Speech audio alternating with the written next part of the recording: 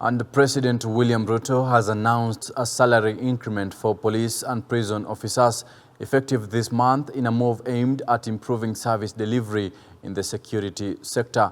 Ruto was speaking during the swearing-in ceremony for the newly appointed Prisons Service Commissioner General Patrick Mwiti, whereby he emphasized his government's commitment in fulfilling its promises to uniformed personnel. And as Grace Ahati reports, the pay rise is in line with the recommendations put forth by the task force chaired by former Chief Justice Justice David Maraga last year.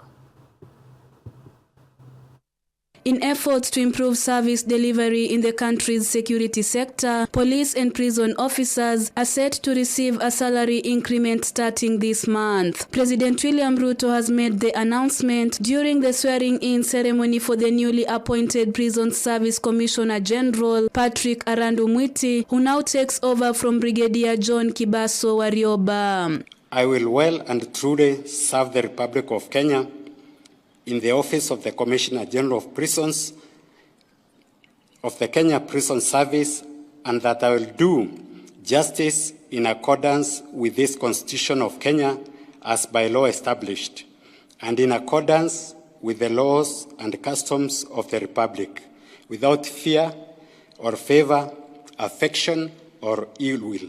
So help me God. The salary increase is in line with the recommendations made by the task force chaired by former Chief Justice David Maraga on December 21, 2022. Upon receiving the report in November, President Ruto acknowledged that the salary increase, along with the other proposed reforms, would address the problems identified by the task force, among them underfunding, deficient leadership, structural and organizational weaknesses, and corruption.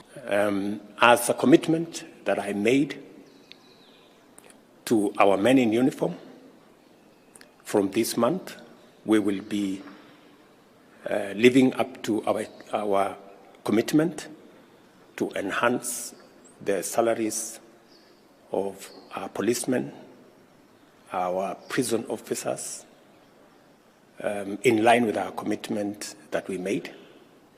So you come into office with good tidings for the men in the prison service, because this month they will have their first installment of increment of salaries together with the other security agencies. At the same time, President Ruto has pledged to support Arandu, noting that the prison service also looks forward to his leadership in ensuring the country's correctional facilities are managed diligently. The prison service is looking forward to your leadership as you lead the prisons team in making sure that our correctional services are managed appropriately in the best interests of the country.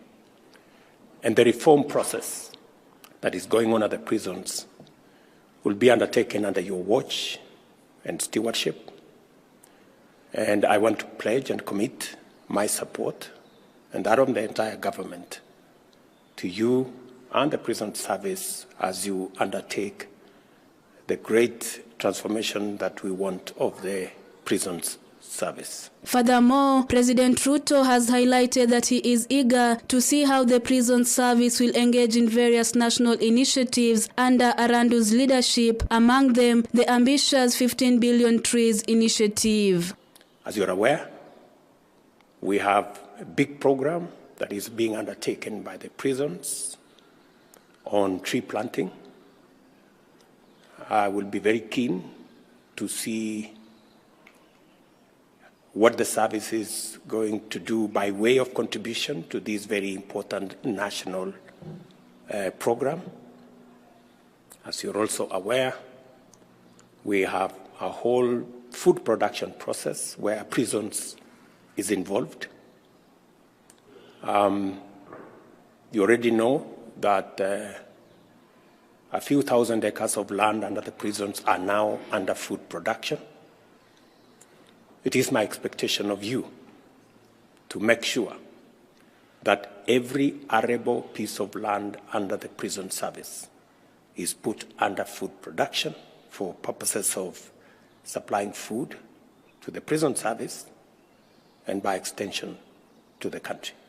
Reporting for Hope TV Newswatch, I'm Grace Ahati.